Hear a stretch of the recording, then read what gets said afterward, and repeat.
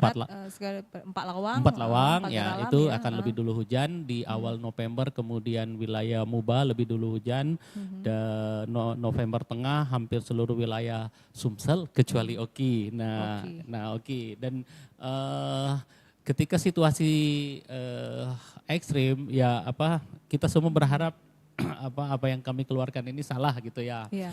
Sama seperti ketika kami merilis El Nino, kita berharap semua perkiraan BMKG salah. Namun ternyata Benar. ternyata benar, dan ini menjadi tantangan bagi kemanusiaan, penanggulangan bencana, harta benda, kesehatan, Banyak dan efek ya, Pak. banyak dampak yang ditimbulkan. Demikian. Yang jadi lininya adalah BPPD dan BMKG seperti itu terkait bencana asap ini sendiri. Menjadi selalu dicari-cari nih bagaimana ini. Kapan hujan, kapan berhenti asap seperti itu ya. Iya, baik.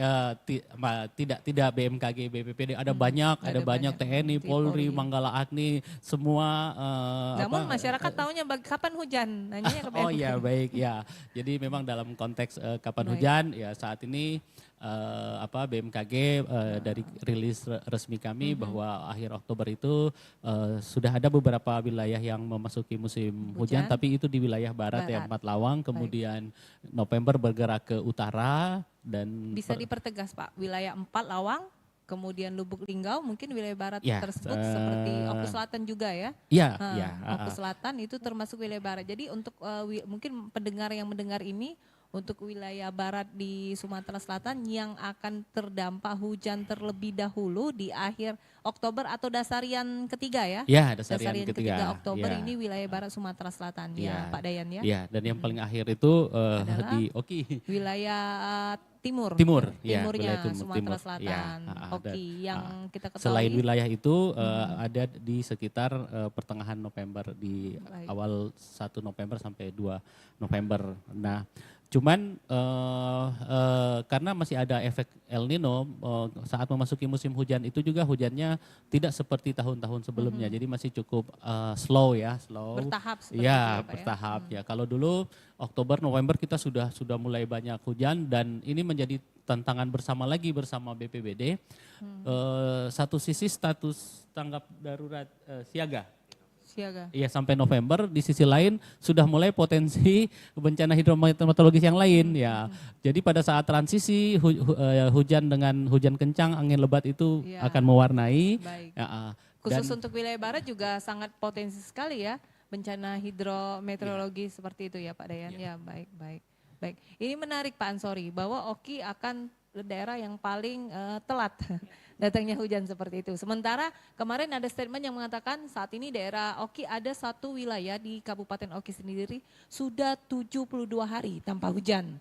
BPPD, berbagai pihak juga dari TNI, Polri, Manggala Agni kesulitan dalam mencari sumber air yang sudah mengering untuk memadamkan kebakaran hutan dan lahan di kabupaten tersebut. Nah, saat ini seperti apa kondisi Oki sendiri, update-nya seperti apa nih Pak Ansori? Baik, terima kasih. Jadi kami sampaikan untuk saat ini memang kondisi di Sumatera Selatan, khususnya di Palembang, ini kita terdampak kabut asap yang memang berasal dari Ogan Komering Ilir dan Ogan Ilir. Selain juga memang kebakaran di kota Palembang cukup banyak sebenarnya. Beberapa wilayah di kota Palembang ini terbakar, bahkan tim kita sehari kadang sampai 2 kali di lokasi yang berbeda. Jadi asap ini juga selain ya, dari Oki, OI dan juga di kota Palembang sendiri. Nah, untuk wilayah Ogan Komering Ilir sendiri memang kondisi air ini sudah sangat surut sekali, sudah sangat kering. Ada lebak deling namanya, yang biasa kalau musim penghujan ini kondisi airnya bisa sampai 2 meter. Nah, kondisi saat ini sudah tidak ada air sama sekali. Jadi sudah cukup banyak penurunan debit airnya. Mungkin jutaan biasanya kubik, 2 meter, sekarang sudah sampai ke tanah, jadi tidak ada lagi air. Sudah tidak ada airnya, ada jutaan kubik yang hilang. Nah, ini juga mungkin perlu menjadi perhatian, artinya dalam waktu yang sangat singkat menurut kami, airnya sudah begitu hilang. Walaupun memang kondisi kemarau, tapi dengan kondisi alam yang baik seharusnya penurunan itu tidak sedrastis itu. Nah, jadi selain kondisi alam yang memang menjadi penyebab, tentu kondisi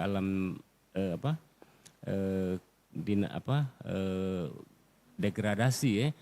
Berarti ada degradasi di sana. Ini mungkin juga perlu perhatian khususnya pemerintah daerah.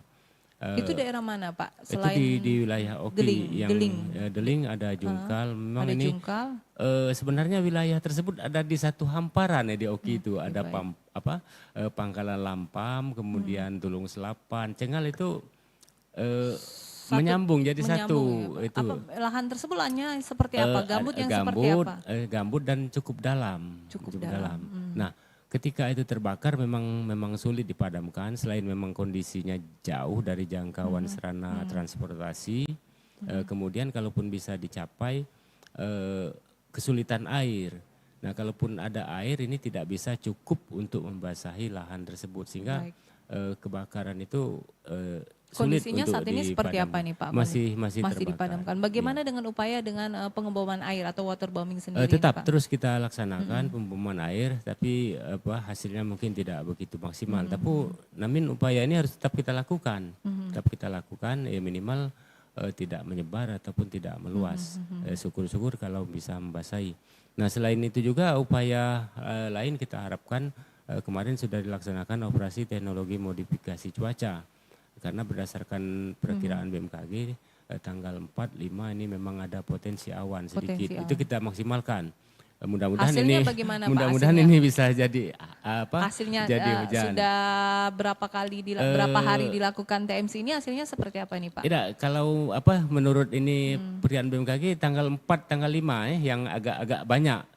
Tapi kita juga tidak terlalu optimis ya karena memang potensi awannya sangat kecil. Tapi itu tetap kita berusaha sudah juga dilakukan. mudah-mudahan Sudah, ini bisa sudah turun. Ada hujan Pak? Ya.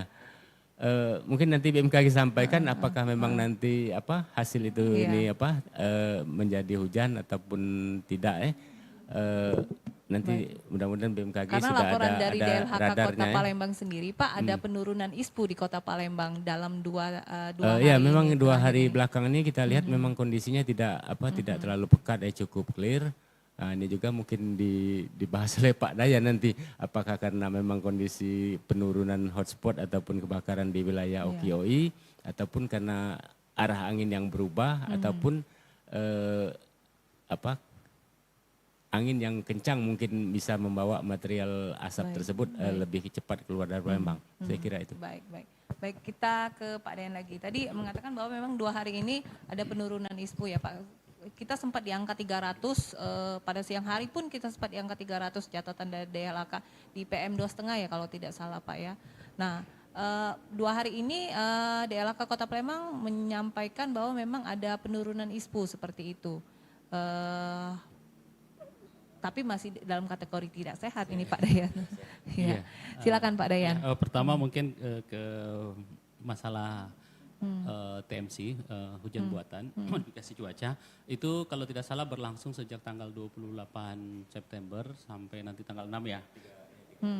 30 baru ada pesawat ya, itu ya ada operasi ini, TMC dan di catatan kami itu ada hujan tanggal 1 dan tanggal 2, artinya ini cukup berhasil karena dari potensi awan yang kecil bisa jatuh menjadi hujan. Dari beberapa, kalau tidak salah yang mulai tanggal 30 ini episode ketiga TMC ya. TMC ya Pak hujan. ya. TMC hujan buatannya ya. Ya, cuma memang hujan tersebut cukup meluas tapi terjadi di Oku Selatan, Pagar Alam, daerah-daerah yang sebenarnya bukan menjadi tujuan target begitu. Tapi artinya TMC di sini berhasil pada tanggal 1 dan 2 Oktober. 2 Oktober ya, ada hujan dan memang arah angin juga sangat menentukan di mana jatuhnya hujan tersebut. Nah, ya kita harapkan di 5-6 ini ada sebenarnya sudah disampaikan Pak Ansori, sebenarnya dari segi ketersediaan benih awannya itu sangat kecil, tetapi kita semua berusaha memaksimalkan semua peluang yang ada. Ini kan artinya negara hadir, pemerintah hadir untuk menangani semaksimal mungkin penanganan atau pengendalian dari kondisi yang ada. Nah, mengenai ISPU itu memang tanggung jawab dari DLHK ya. Kalau kami memantau konsentrasinya. Nah, sedikit kami sampaikan karena metode ISPU itu rata-rata 24 jam berjalan. Jadi eh, konsentrasi yang terjadi jam 2 subuh itu baru akan terlihat di ISPU pada 6-7 jam kemudian. Jadi kesannya di ISPU sudah jam 2 siang padahal itu adalah cerminan kondisi yang terjadi jam 2 dini hari. Ya, jadi ada delay antara konsentrasi tertinggi itu mulai naik itu mulai pukul 9 malam sampai jam 7-8 pagi dan di jam 2 jam 3. Jadi ketika jam 2 pagi ini di rata-rata kan 24 jam, nilai ini belum akan terlihat, baru akan terlihat 3-4 jam kemudian. Nah, dalam konteks penanganan kesehatan bahwa kita ketika terpapar saat itu kan tidak menunggu delay tersebut kan. Jadi makanya kami kemarin merekomendasikan sebaiknya aktivitas itu dilakukan sesudah jam 9 pagi. Karena paparan konsentrasi yang masuk ke kita itu terjadi pada dini hari sampai pagi hari. Tidak menunggu nilai ISPU muncul 6 jam kemudian. Dia memang rata-rata bergerak tetapi nilai peak ini baru akan terlihat beberapa jam kemudian. Jadi kalau dikaitkan dengan ISPU seolah-olah sudahlah nanti kita aktivitasnya sesudah jam 12 atau ISPU-nya di jam 12. Tetapi kembali ke metode perhitungan bahwa kalau kami menyampaikan data real time sehingga kami merekomendasikan aktivitas sebaiknya dilakukan sesudah jam 9 pagi karena paparan yang terjadi kita alami seketika itu di tubuh kita tidak menunggu delay 6 jam kemudian yang tadi begitu. Terima kasih. Baik Pak Dayan, kita membuka line telepon Pak Ansori, kita membuka line telepon di 0813-6748-8599. Sekali lagi di 0813-6748-8599. Juga dapat mengirimkan pesan singkat melalui WhatsApp di nomor yang sama 0813-6748-8599. Topik kita dalam dialog Palembang pagi ini adalah perakiraan hujan di tahun 2023 dan juga 2024. Nah, kita akan bahas, tadi kita sudah bahas sedikit ke belakang dan hujan ini seperti apa nantinya karena jangan habis bencana asap muncul bencana banjir. Ini juga harus diwaspadai tentunya. Baik, sudah terhubung? Baik. Selamat pagi. Selamat pagi RRI. Selamat pagi dengan Pak Rehan ya Pak? Betul Mbak Nova. Baik, Pak Rehan sehat Pak Rehan?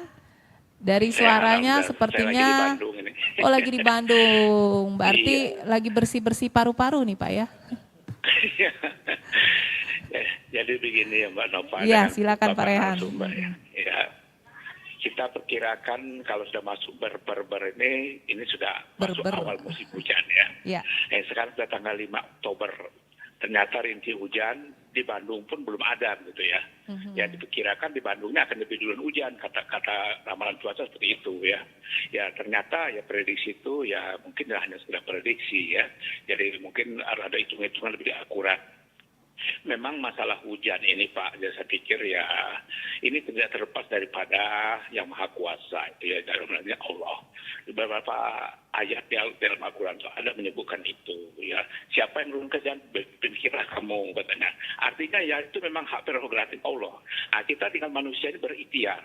Ikhtiarnya ada di mana? Mungkin ada di BMKG, ada di kita semua dengan sholat istisqa dan sebagainya. Namun insya Allah lah kira-kira kalau kita sudah berharap semua kita berdoa pada Allah ya, tentu saja bulan Oktober ini akan muncul hujan begitu ya. Kita harapkan seperti itu. Ya memang luar biasa kemarau tahun ini di sampingnya agak panjang, kemudian itu panasnya luar biasa. Mungkin adalah siklon tropis gitu ya. Nah oleh karena itu kita berharap memang prediksi-prediksi dari BMKG, prediksi dari yang lain-lain dan hal yang berkewenangan, kita berharap memang prediksi-prediksi itu memang betul-betul akurat. Artinya jangan sampai masyarakat itu dikecewakan dengan suatu prediksi yang tiba-tiba tidak hujan begitu ya. Nah, oleh karena itu kita berharap memang prediksi itu harus itu betul. Di mana akumulasi cuaca itu atau awan yang mengandung air hujan itu ada di mana begitu ya. Umpama dia ada di atas kota Bandung, dikatakan dari kota Bandung. Umpama ada di kota Palembang, katakan dari Palembang. Nah, kadang-kadang kita selalu global gitu ya. Seolah-olah se-Indonesia akan hujan pada bulan Oktober gitu. Nah, akibatnya seperti ini. Banyak banyak merasa terkecewa. Dan akibatnya, Pak, ini yang lebih fatal lagi, masyarakat semakin tidak percaya dengan atakan ilmu pengetahuan, dalam hal ini ramalan melalui BMKG. Nah, tapi ya oleh karena itu ya seperti saya katakan di awal, ini harus sinkron ya dengan katakanlah ya, dengan apa yang kehendak dari Allah itu dengan ikhtiar manusia tadi. Nah, kalau ikhtiar manusia ini meleset, ini tentu saja ada hal yang lain yang muncul di balik. Kenapa isi bumi ini doa tidak terkabul seperti itu? Nah, demikian Mbak Nova yang kita sampaikan, dan kita berharap mudah-mudahan bulan ini pun akan ada hujan. Kemarin saya mengendarai mobil, ada tetes hujan menimpa kaca mobil saya. Nah, saya bersyukur sekali, alhamdulillah sudah mulai hujan. Mudah-mudahan di Palembang juga ada tetes hujan seperti itu ya. Jadi kita sama berdoa pada sahabat pagi RI, sampai jumpa. Baik, terima kasih Pak Rehan. Keakuratan ya Pak Dayan ya memang sangat dibutuhkan karena dampaknya juga besar. Salah satunya terhadap sektor pertanian. Sumsel kan sangat banyak sektor pertanian sebagai lumbung pangan. Petani banyak saat ini mengeluhkan bahwa mereka gagal panen akibat beberapa sawah lebak mereka kekurangan air seperti itu Pak Dayan. Baik, kita kembali tanggapan Pak Rehan tadi bahwa memang keakuratan dibutuhkan. Mungkin ingin ditanggapi Pak Dayan seperti apa ini Pak BMKG dalam memberikan informasi kepada masyarakat terkait cuaca ini. Ya, terima kasih Pak Rehan. Semoga program bersih-bersih paru-paru Baik. Berhasil dengan baik dan mohon doanya kami yang di Palembang juga segera menikmati udara yang sejuk bersih. Ya. Ya, memang begini Mbak, kami BMKG itu punya kegiatan yang namanya Sekolah Lapang Iklim. Itu diantaranya itu membahas literasi, misalnya beda cuaca dengan iklim. Nah, kadang di masyarakat itu dipukul rata cuaca dan iklim, sehingga seperti BMKG memprediksi awal musim kemarau, kemudian ternyata ada hujan, dibilang salah. Padahal kan di kemarau tidak haram ada hujan gitu kan, tapi jumlahnya tidak memenuhi syarat. Begitu juga kalau kemudian kami menyebut awal musim hujan tapi belum hujan, yang namanya awal itu adalah dalam periode 10 sampai 30 hari. Jadi kemudian hanya karena 3 hari belum hujan dianggap kami salah, tidak. Jadi kami punya kegiatan memang, tapi ini memang belum meluas ya soal literasi cuaca dan iklim. Nah, kemudian dari segi memang resolusi perakiraan kami masih berbasis kecamatan ya. Nah, seperti misalnya Kecamatan Kertapati ini kan dari mana sampai mana nih? Ada 10 km persegi Kertapati Pak. Mungkin lebih kurang seperti itu ya Pak. 10 km persegi. Nah, resolusi tipikal hujan di daerah tropis itu adalah hujan yang dipicu oleh awan cumulonimbus atau awan cumulus yang luasannya hanya 1 sampai 3 km. Jadi ketika kami memprediksi Kecamatan Kertapati hujan, ada hanya kemungkinan itu besar hanya 3 km yang akan mengalami hujan. Jadi misalnya Pak Rehan tinggal di sisi utara, hujan di selatan, Pak Rehan akan bilang, oh BMKG salah lagi gitu kan. Tetapi dari segi resolusi, ya sudah dia jatuh di Kertapati, untuk kami benar begitu. Begitu hitungan akurasinya. Jadi kadang memang beda cuaca dan iklim, kemudian posisi akurasi kita. Akurasi dari keakuratan BMKG memprediksi seperti itu. Ya, jadi kan kalau masyarakat lebih subjektif gitu kan. Ya, kalau kami kan karena memang resolusi kami baru sampai tingkat kecamatan, jadi di sisi manapun hujan itu jatuh di kecamatan itu, menurut kami benar, begitu kan. Tapi kan masyarakat tidak satu kecamatan itu yang mengalami hujan kan, ada di tempat lain yang tidak hujan karena memang tipikal cuaca kita oleh awan-awan cumulus atau cumulonimbus yang resolusinya itu 1 sampai 5 km saja begitu. Berbeda kalau kemudian musim hujan sudah masuk merata, ya itu ketika kami bilang Palembang hujan, tutup mata juga Palembang hujan. Nah, bulan Desember, bulan Januari. Jadi bahkan bulan Desember Januari kami bilang kami nggak perlu komputer juga jadi begitu. Yang paling sulit adalah masa transisi. Ya. Baik, masa transisi. Pak Ansori, masa transisi tentunya kita harus siap ya Pak Ansori ya, dari bencana asap kita ketahui bahwa wilayah barat akan terjadi hujan terlebih dahulu seperti Oku Selatan yang disebutkan tadi, Pagar Alam, kemudian Lahat. Nah, daerah-daerah tersebut potensi bencana yang seperti apa Pak yang langganan setiap tahun ketika saat musim hujan Pak Ansori? Ya baik, terima kasih. Jadi untuk wilayah barat Sumatera Selatan ini kan adalah dataran tinggi ya di jajaran Bukit Barisan. Jadi ancaman utamanya itu adalah banjir bandang dan tanah longsor. Jadi kalau intensitas hujannya tinggi di wilayah tersebut, tentu ancaman banjir bandang dan tanah longsor akan tinggi juga. ditambah lagi dengan kondisi kita kan baru mengalami kemarau artinya tanah-tanah kering terbuka. Nah, ketika ada debit air yang masuk cukup banyak menjadikan tanahnya lebih labil lebih labil dan ini bisa menjadi longsor. Baik. Nah, biasanya kalau di awal-awal ini kami sampaikan ke BPBD Kabupaten Kota untuk mewaspadai itu misalnya membersihkan saluran-saluran air, kemudian meriksa kalau ada di daerah hulu itu sumbatan-sumbatan di aliran sungai. Kalau musim kemarau kan nggak kelihatan debit airnya, tapi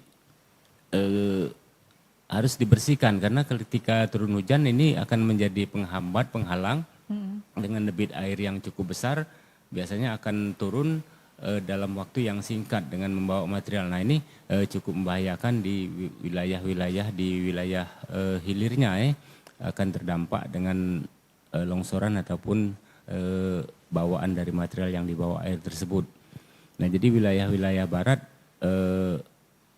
kita khawatir terjadi banjir longsor kalau memang terjadi debit curah hujan yang cukup tinggi. Baik, Pak, kita ketahui bahwa pada awal pertengahan menuju pertengahan Lahat dan Oku Selatan itu ada banjir bandang ya Pak ya kemarin ya Pak ya.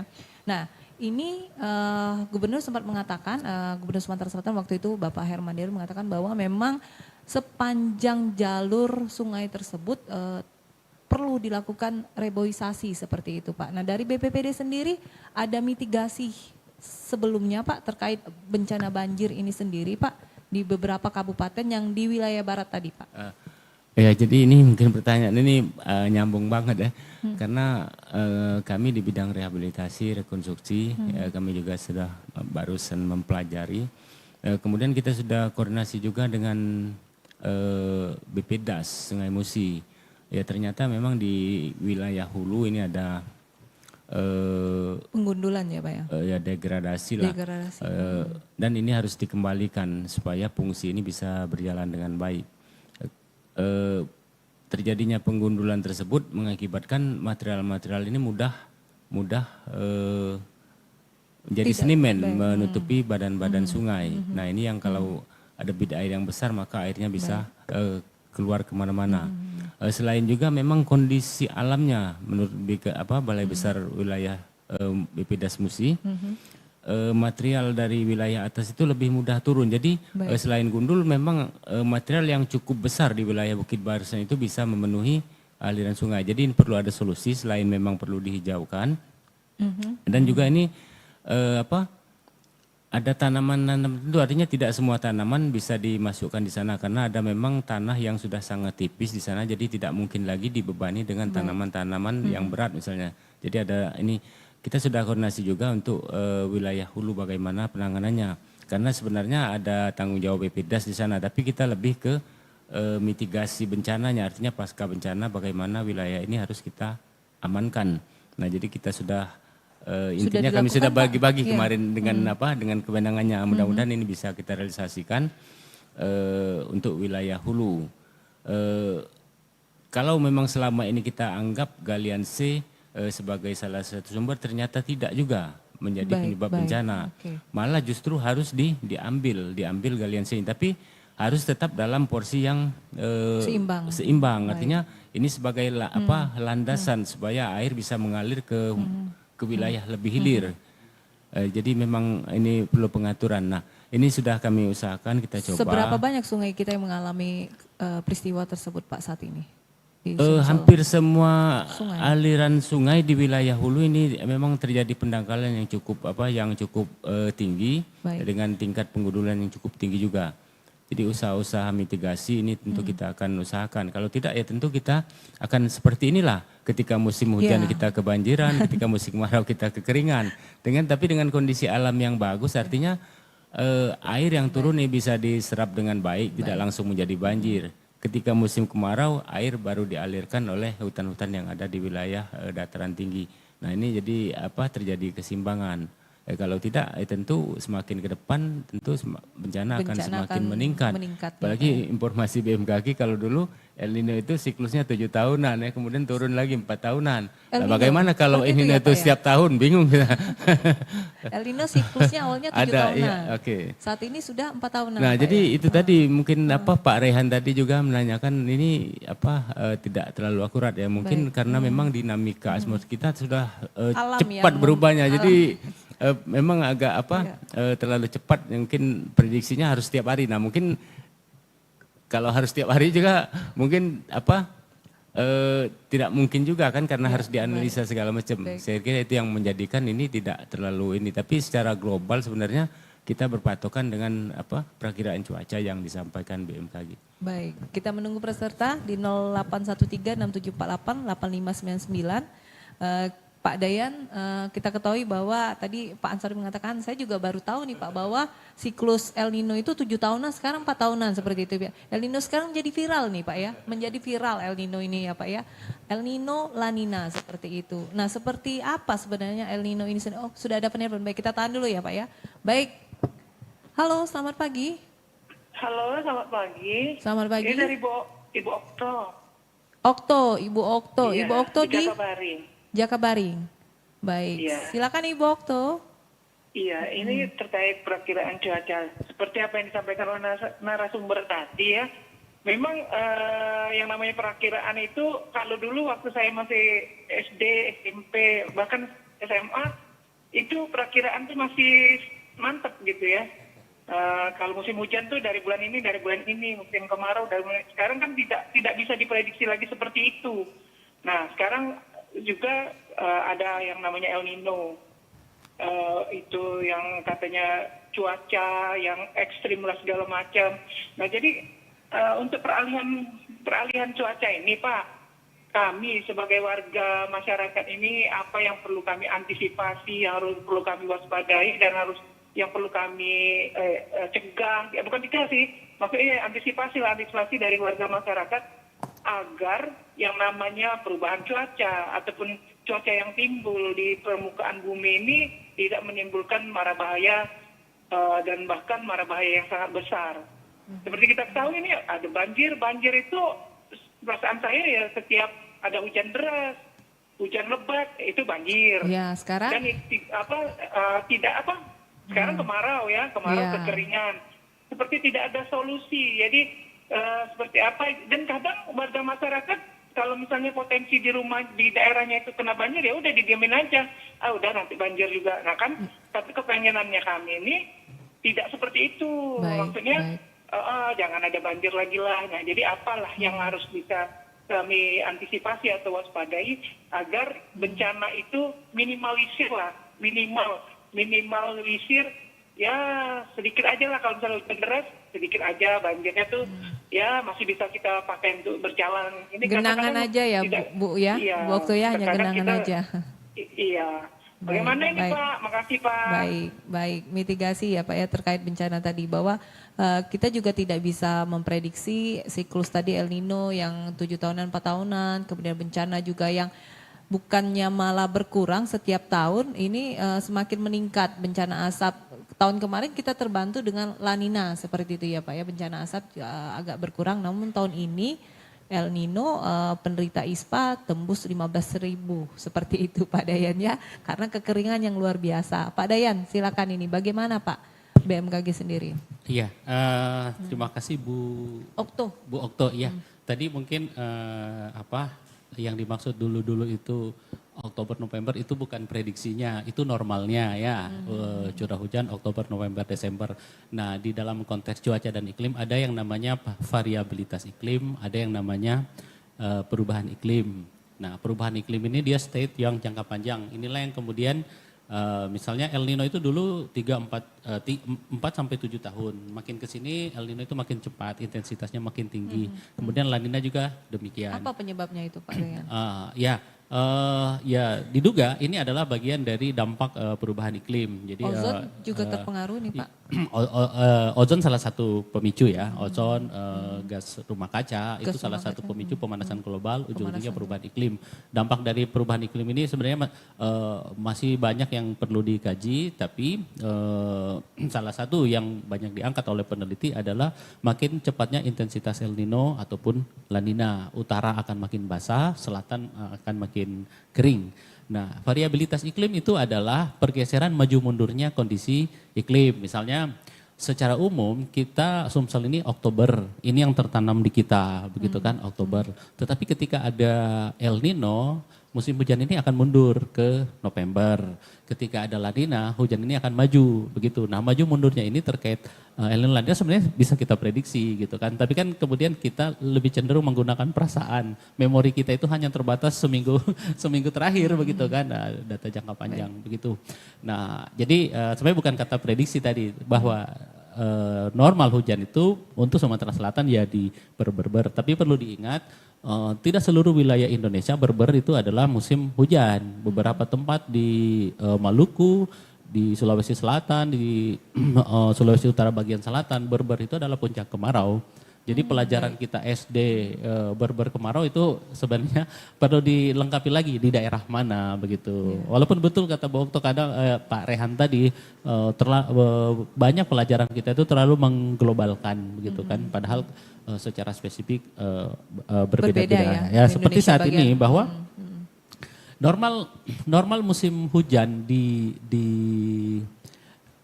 Sumatera Selatan itu tidak sama gitu. Ada yang dari September sudah mulai musim hujan, ada yang baru akhir Oktober gitu ya. Right. Itu karena spesifik daerah, karakteristik lokal beririsan dengan faktor-faktor pengendali iklim yang lain. Contohnya ya tadi faktor beda ketinggian daerah pagar alam sana itu dengan daerah yang flat itu akan punya iklim yang berbeda. Baik, puncak hujan sendiri kapan BMKG memprediksi nih Pak? Nah, puncak hujan itu diperkirakan pada Desember hingga Januari 2024 ya. Iya. Tetapi prediksi kami kan karena sifat hujan itu artinya cenderung di bawah normal, maka puncak hujan pun tidak akan setinggi tahun kemarin atau setinggi rata-rata 30 tahun ya. Kalau kami selalu membandingkan dengan rata-rata 30 tahun. Nah, karena masih ada El Nino, masih ada damai. Tapi kita sudah hujan ya. Tapi jangan juga dibayangkan karena kami bilang di bawah normal maka kering, tidak, di bawah normal. Di bawah normal terhadap kondisi 30 tahun. Jadi misalnya begini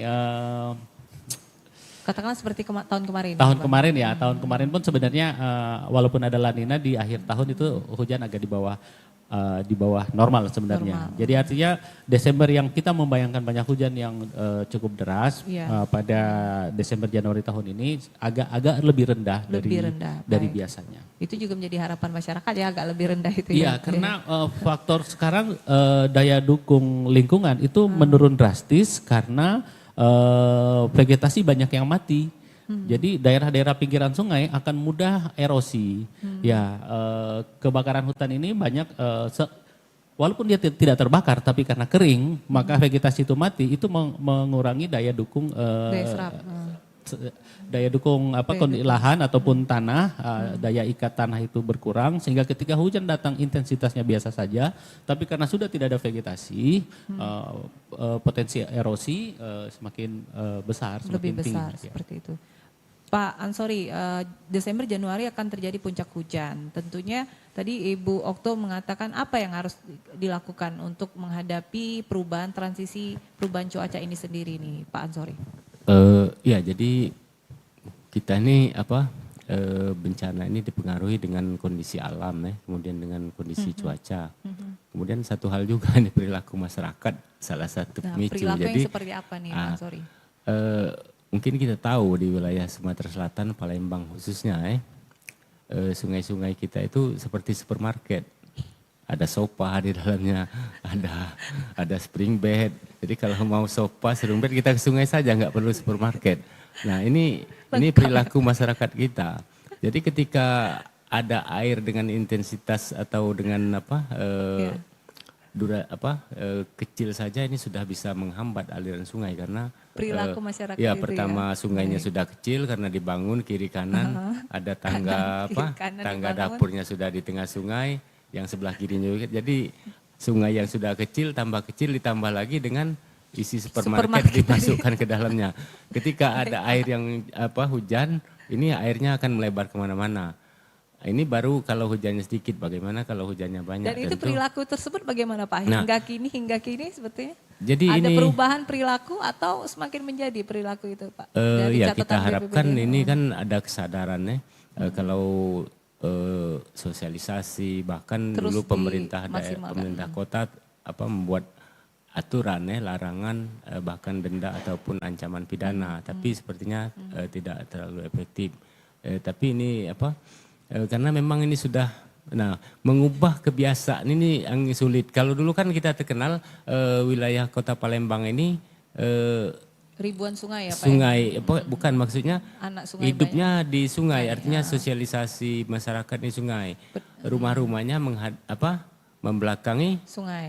sungai. Nah, dengan kondisi sekarang ini kita ubah pemerintah Kota Palembang mengubah rumahnya menghadap ke sungai. Jadi kalau menghadap ke sungai yang dilihat kan harus bagus, harus bersih. Kalau dulu kan ngadepnya ke depan tapi membelakangi sungai. Jadi tempat sebuangan karena nggak dilihat. Nah, jadi mungkin ini salah satu upaya. Ya mudah-mudahan kesadaran ini akan semakin meningkat karena mau tidak mau kita harus rubah. Kalau tidak ya kita akan terus begini. Terlepas dari semua itu sebenarnya pemirsa sekalian, kita di Sumatera Selatan di Indonesia khususnya berterima kasih dengan kondisi ini. Kita bayangkan di luar negeri, di Hawaii kemarin ada ratusan yang meninggal akibat kebakaran hutan dan lahan. Ada pesawat yang sampai jatuh harus memadamkan. Satu kota harus nyemplung ke laut misalnya kan karena sudah tidak ada tempat berlena. Jadi kita di Sumatera Selatan masih bersyukur kepada Yang Maha Kuasa. Kita tidak terlalu ekstrim. Mudah-mudahan ini begini terus, bahkan kita harapkan ini tidak lagi terjadi. Walaupun bukan berarti kita membanding-bandingkan artinya apa yang ada itu kita patut syukuri. Nah, melanjutkan dari prediksi musim penghujan tadi, biasanya di masa transisi ini biasanya ada ekstrim Pak Nah, jadi kalau musim kemarau kekeringan, musim hujan kebanjiran, tapi di antaranya itu ada puting beliung. Nah, ini juga perlu diwaspadai oleh masyarakat puting kita. beliung ya, Pak. Ini daerah mana saja dari catatan BPBD Pak? Mungkin dari secara teknis Pak Dayan nanti bisa kan jelaskan artinya wilayah ketika ada perubahan tekanan itu terjadi, artinya bisa di mana saja. Mungkin teknisnya Pak Dayan. Nah, selain itu juga cuaca ekstrim di peralihan musim bisa terjadi seperti petir, itu juga bisa kemungkinan terjadi. Pak, ya? Jadi itu yang diwaspadai. Jadi nanti Pak Dayan mungkin teknis menyampaikan, masyarakat harus berhati-hati ketika kondisi awan bagaimana, harus menghindar dari tempat yang terbuka, tidak berteduh di bawah pohon misalnya. Mungkin itu petir ya, Pak, mungkin bisa Pak Dayan sampaikan. Saya kira itu. Baik Pak Dayan. Puting beliung karena Palembang pernah Pak terjadi pada saat menjelang Asian Games, beberapa venue itu hancur akibat puting beliung seperti itu. Nah, bagaimana ini Pak potensi puting beliung di beberapa wilayah di Sumatera Selatan ini Pak? Iya, baik. Iya, sebenarnya tadi juga kita terlewat pertanyaan Bu Okto ya, apa antisipasi yang harus kita lakukan ya? Ya, memang karena cuaca kita ini hanya hujan panas angin ya, kadang dan untuk ukuran orang Eropa itu standar-standar. Jadi kita bawa payung atau tidak bawa payung terasa sama saja. Tetapi kalau misalnya budaya di luar ya mereka senantiasa besok hujan ya bawa payung. Kalau kita sudah payung di mobil saja nanti. Ya Bu Okta, artinya untuk cuaca yang pada fase transisi itu angin kencang, puting beliung bahkan hujan es. Nah, kenapa di masa transisi ini meningkat tajam?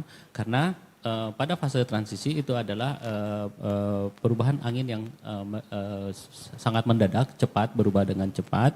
Kemudian sifat konvektivitas itu artinya pengangkatan udara berlangsung dengan cepat, sehingga awan yang terbentuk itu adalah awan cumuliform, cumuliform yang menjulang tinggi ini yang memicu hujan es, puting beliung, angin kencang. Nah, di mana tempat-tempat yang potensial terjadi puting beliung itu daerah-daerah yang sudah betonisasi, ya. Jadi daerah-daerah yang karena pembangunan kota, jalan raya banyak beton, vegetasinya kurang, tetapi tidak jauh dari situ masih ada vegetasi. Nah, ini kontras inilah yang kemudian mempercepat potensi terjadinya puting beliung, ya, karena panas di satu titik, udara mengumpul ke situ, membentuk awan yang menjulang tinggi sampai 12 km. Nah, bisa dibayangkan pesawat saja tidak berani akan melewati awan tersebut, ya. Pesawat panjangnya berapa ini? 12 km. Nah, jadi daerah-daerah perkotaan justru rawan dengan lebih rentan terhadap angin kencang, puting beliung, dan kalau hujan deras ya di semua tempat, tetapi untuk hujan es, puting beliung itu daerah yang memiliki kontras land use, ya, perkotaan, kemudian dekatnya ada vegetasi begitu, atau badan air, danau, karena akan mulai dari situ. Angin kencang itu Pak, angin kencang. Angin kencang yang mendadak itu memang itu angin yang datang tiba-tiba itu pasti dipicu oleh awan cumulonimbus tersebut, ya. Kalau angin kencang yang bertahan sampai berhari-hari itu angin monsunal, atau angin yang dipicu adanya siklon tropis di utara ataupun di selatan. Cirinya itu dia bertahan berhari-hari begitu. Nah, kalau siklon tropis lagi beda lagi ceritanya gitu kan. Ini saudara-saudara kita di Filipina itu sangat rentan, ya. Kalau puting beliung itu 5 km radius kerusakannya, nah siklon tropis itu 200 km. Jadi satu pulau itu bisa habis, ya. Dan jangan sampai terjadi, ya Pak, ya.